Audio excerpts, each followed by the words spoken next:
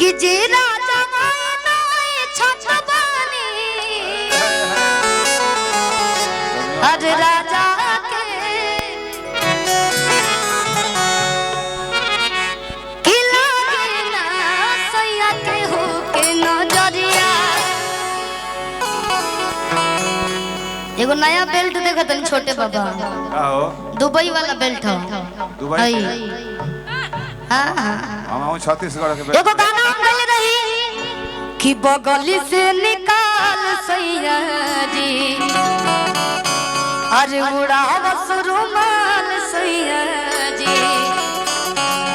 कि पातर करे हैया डोले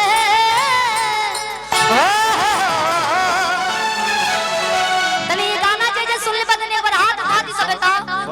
कि नदिया के बीचे जैसे नैया डोले यो सही मोर सैया डोले कि झारस जब बाल सैया जी लागत का बाल सैया जी बगली से निकाल सैया जी उड़ावत रुमाल सैया जी पातर करे हैया डोले पातर करे हैया डोले नदिया के बीच जैसे नैया ओ सही मोर सैया डोले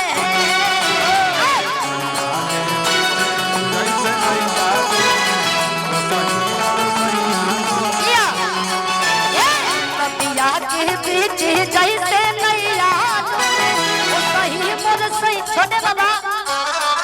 मैंने इतना शांति आप लोग बैठे बहुत अच्छा लगी तनी हाथ निकाल के थोड़ा थोड़ा बहुत हिला लीजिए कि नदिया के बीच जैसे नैया डोले ओ सही मोर सैया डोले।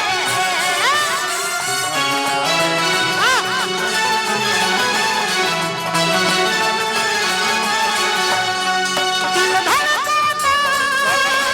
दिल धड़कता केहू के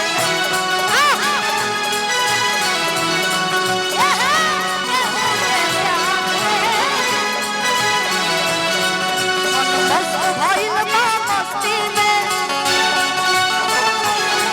दिल बैठल प्यार के मस्ती में अब रहे रखिया हम इंतजार में दिल भरमाना दिल भरमाना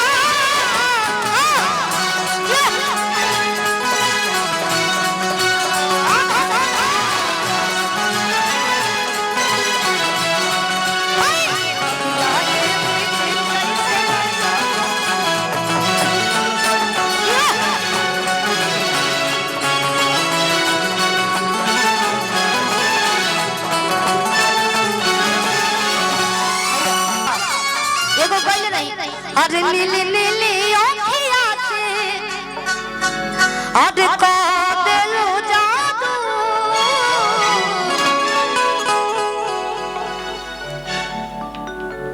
मैंने कैमरा लेकर वो सब पहुंच गई टीम के जे भी बाम कह दन के हे नहीं आ जाइए सभी आप लोग आ जाइए सभी लोग खड़े हो जाइए क्योंकि उधर माताएं बहनें बैठी हैं दिक्कत हो रहा है। ओहो लड़का कहता लोग की तकलीफ मत दीजिए बड़ी इतना भीड़ लगे तो बड़ी संजोग से आगे जगह मिलेला कि पता रतिया में कि बहुत मजा आवा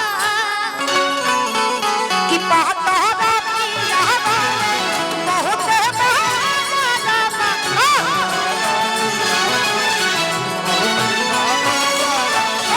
लई कन के जैसन होता सती जाला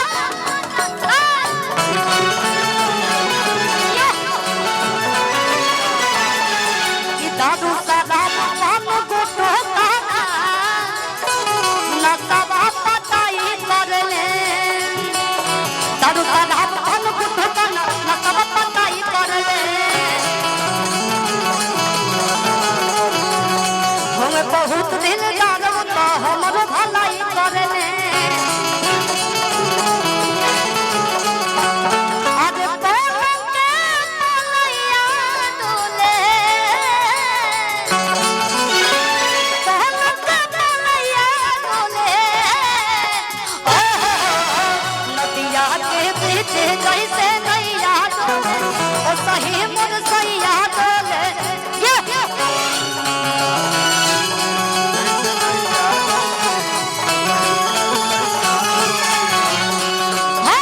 नदिया के बीच जैसे नैया डोले ओ सही मोर सैया डोले नदिया के बीच जैसे नैया डोले नदिया के बीच जैसे नैया डोले ओ सही मोर सैया डोले